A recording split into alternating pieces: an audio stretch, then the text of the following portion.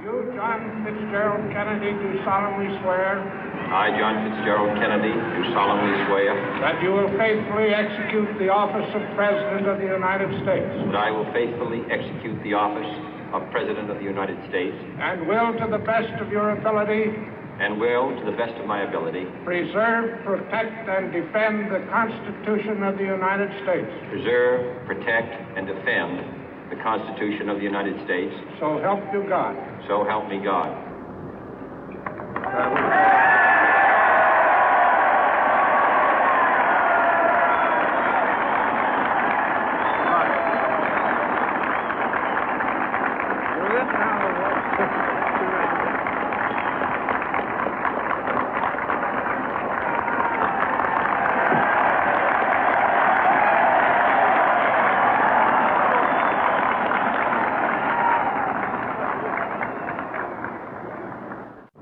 Vice President Johnson, Mr. Speaker, Mr. Chief Justice, President Eisenhower, Vice President Nixon, President Truman, Reverend clergy, fellow citizens.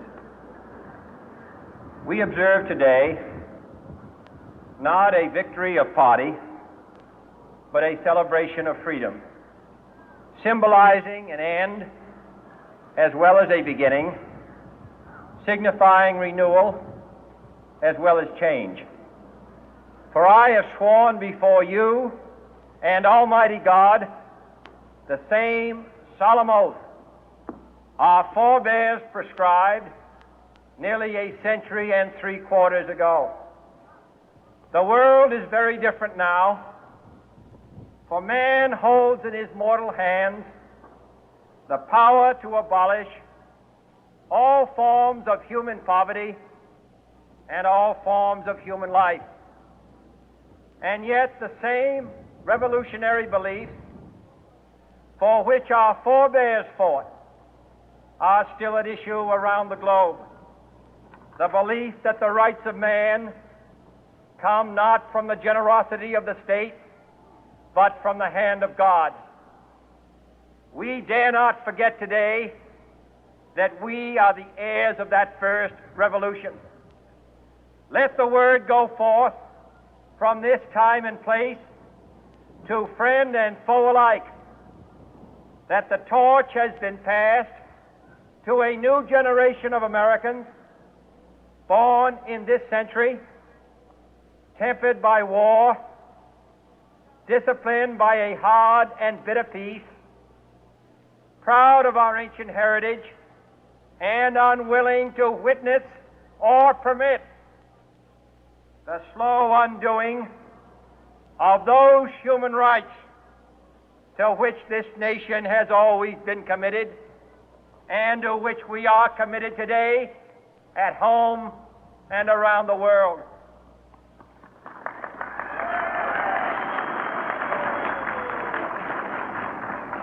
Let every nation know, whether it wishes us well or ill, that we shall pay any price, bear any burden, meet any hardship, support any friend, oppose any foe to assure the survival and the success of liberty.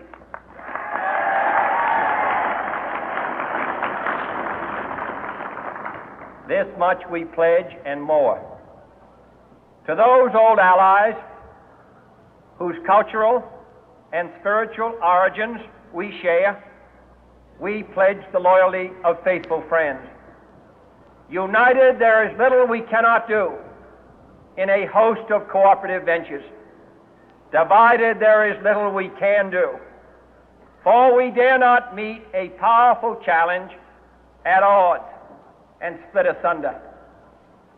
To those new states whom we welcome to the ranks of the free, we pledge our word that one form of colonial control shall not have passed away, merely to be replaced by a far more iron tyranny. We shall not always expect to find them supporting our view, but we shall always hope to find them strongly supporting their own freedom, and to remember that in the past, those who foolishly sought power by riding the back of the tiger ended up inside.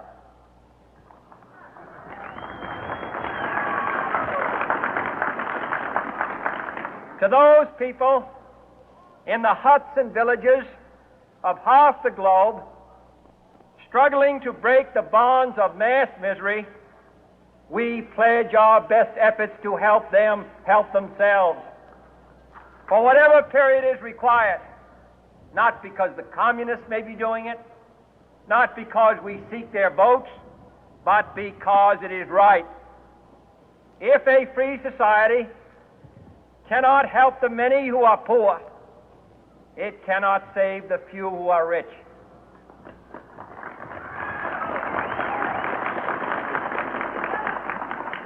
To our sister republics south of our border, we offer a special pledge to convert our good words into good deeds, in a new alliance for progress, to assist free men and free governments in casting off the chains of poverty. But this peaceful revolution of hope cannot become the prey of hostile powers. Let all our neighbors know that we shall join with them to oppose aggression or subversion anywhere in the Americas. And let every other power know that this hemisphere intends to remain the master of its own house.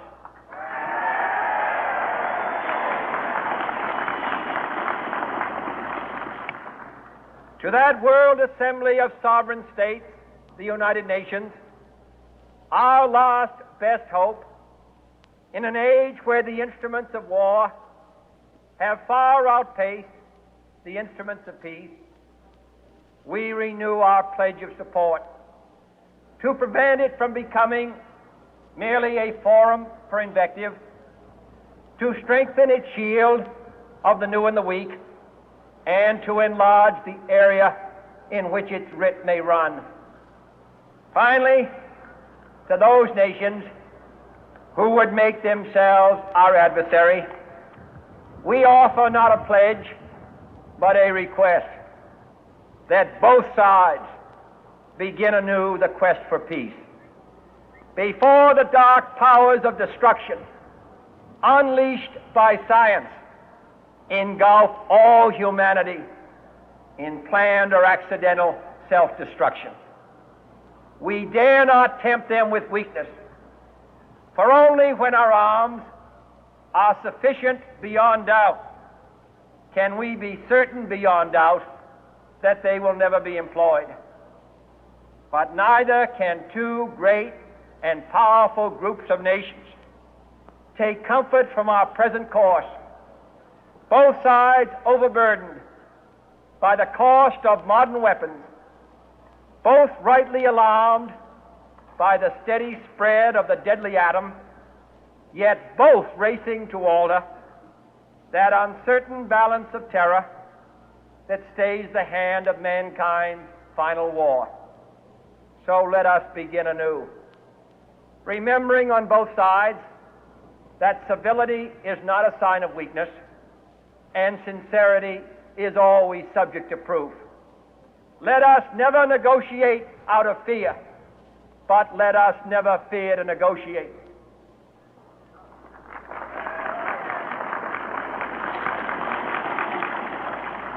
Let both sides explore what problems unite us, instead of belaboring those problems which divide us.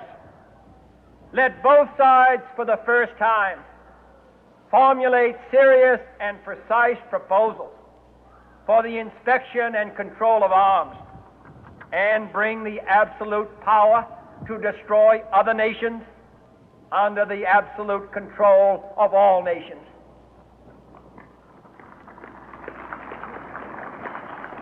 Let both sides seek to invoke the wonders of science instead of its terrors.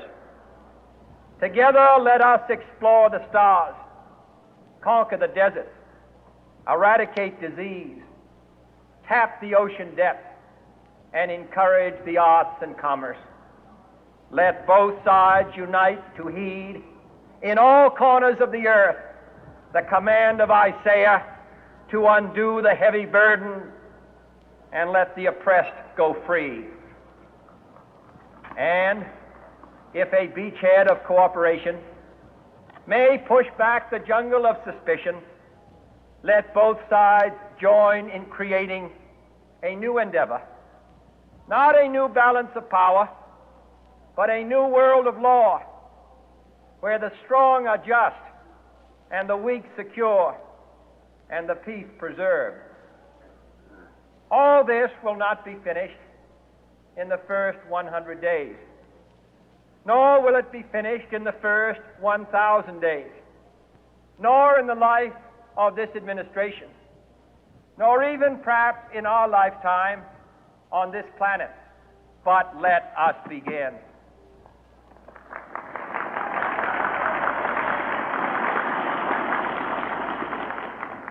In your hands, my fellow citizens, more than mine, will rest the final success or failure of our course. Since this country was founded, each generation of Americans has been summoned to give testimony to its national loyalty. The graves of young Americans who answered the call to service surround the globe. Now the trumpet summons us again, not as a call to bear arms, though arms we need, not as a call to battle, though in battle we are, but a call to bear the burden of a long twilight struggle, year in and year out, rejoicing in hope, patient in tribulation, a struggle against the common enemies of man, tyranny, poverty, disease, and war itself. Can we forge against these enemies a grand and global alliance, north and south, east and west, that can assure a more fruitful life for all mankind? Will you join in that historic effort?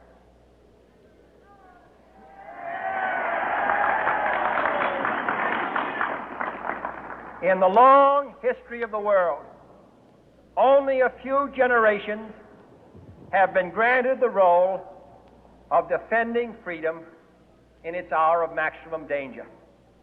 I do not shrink from this responsibility. I welcome it.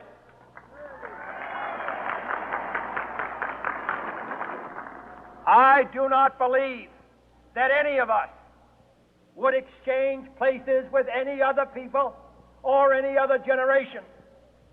The energy, the faith, the devotion which we bring to this endeavor will light our country and all who serve it. And the glow from that fire can truly light the world. And so, my fellow Americans, ask not what your country can do for you. Ask what you can do for your country.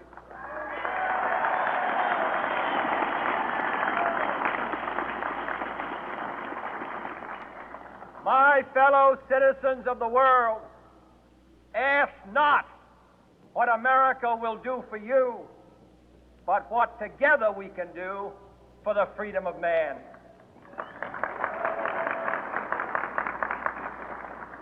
Finally, whether you are citizens of America or citizens